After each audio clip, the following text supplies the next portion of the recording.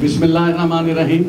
मोहतरम चौधरी मंजूर साहब, जनाब चौधरी असलम गिल साहब, जनाब असरारुल हक भट्ट साहब, नरगस खान साहबा, जनाब अशरफ भट्टी साहब, मियाँ शाहिद अब्बास साहब, वहीद आलमगीर साहब, तमाम लाहौर के हमारे जितने भी जोनल सदूर हैं, लाहौर के अहदेदार हैं और सीनियर पार्टी के जो लीडर हैं हमारे जनाब मियाँ मनीर साहब, राना ऐश बहादुर साहब, तमाम आरफ खान साहब, मानी पहलवान, नसीर खान साहब, मियाँ नसीर साहब, जितने भी हमारे पार्टी के जदोजहद के साथी हैं, मैं आज आप सबको इज़्ज़त माब आसिफ जरदारी साहब की सालगिरह के मौके पर मुबारकबाद पेश करता हूँ।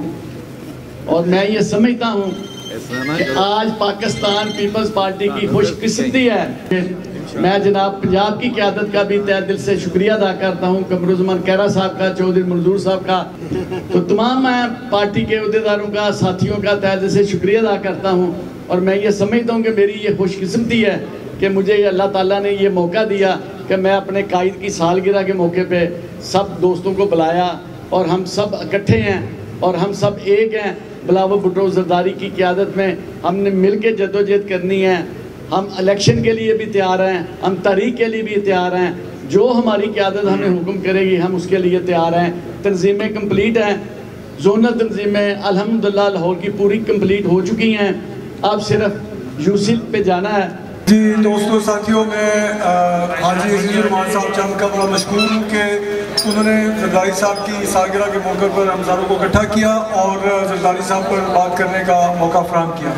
जरदारी साहब के ऊपर आप कई घंटे बात कर सकते हैं, लेकिन मैं दो तीन बातें अर्ज़ करूँगा जो कि उनकी हुकूमत के दौरान जो कारनामे सर अंजाम दिए जरदारी साहब ने, उनमें जब आसिफ जरदारी साहब सदर बने तो वो 10 साल का ज़्यादा माशाल्लाह और 10 साल का मुशर्रफ का माशाल्लाह देख चुके थे। और उन्होंने पहला टारगेट अपना ये रखा कि किस तरीके से जो गैर जमहूरी कुव्वतें हैं उनका रास्ता हमेशा के लिए रोका जाए। उसके लिए उन्होंने 18वीं आईनी तरमीम की और उस तरमीम की वजह से, जिसमें कि सदर के इख्तियारात दे दिए गए थे पार्लियामेंट को, दो जमहूरी हुकूमतें मुस्लिम लीग की और पीपल्स पार्टी की मुसलसल चली।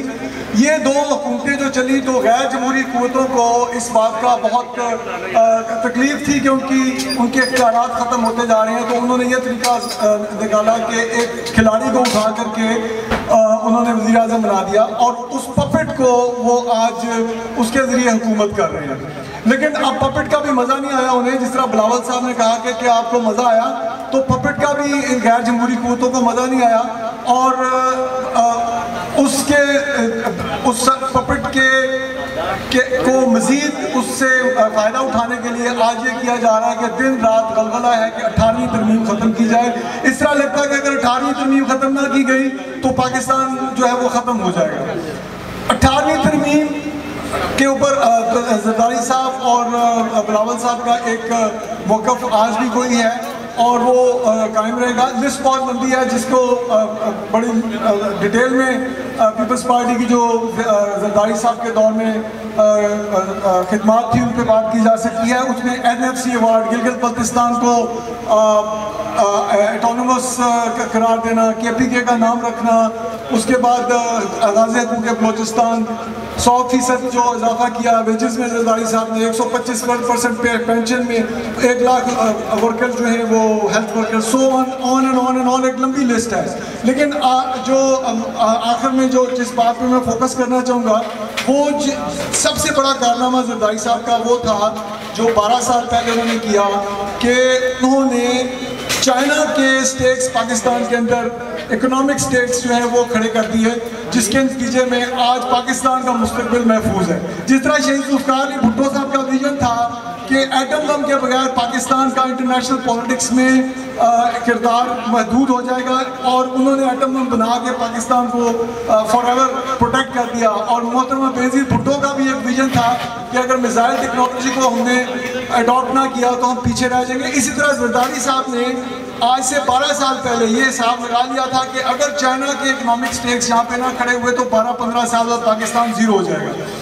जब जरदारी साहब ने 12 साल पहले चाइना जाना शुरू किया तो अमेरिका और चाइना ये आपस में अरबों रुपए का कारोबार कर रहे थे। बिल्कुल इनकी आपस में कोई लड़ाई नहीं थी कि सी पैक जो है उसको आसिफ जरदारी साहब ने पाकिस्तान में चाइना के इकोनॉमिक स्टेक्स यहाँ पे इतने ज़्यादा इन्वॉल्व कर दिए कि आज जब चाइना का और अमेरिका की लड़ाई चल रही है और चाइना और इंडिया की भी लड़ाई चल रही है, तो चाइना के पास पाकिस्तान के अलावा कोई ऑप्शन नहीं है जिसके ऊपर वो बैंक कर सके। सो आने वाले दिनों में चाइना ने अरबों डॉलर यहाँ पे इन्वेस्ट करने हैं और उसकी सारी बुनियाद जो है वो आसिफ अली जरदारी साहब ने रखी है और आने वाली नस्लें जो हैं वो आसिफ अली जरदारी साहब के इस अजीम कारनामे के लिए उनका शुक्रगुजार होंगी। और जरदारी साहब की सालगिरह के मौका पर मैं तमाम दोस्तों से गुजारिश करूँगा कि नारा लगाएं, एक जरदारी शेरों का शिकारी, कुव्वत है हमारी, एक जरदारी कुव्वत है हमारी, शेरों का शिकारी।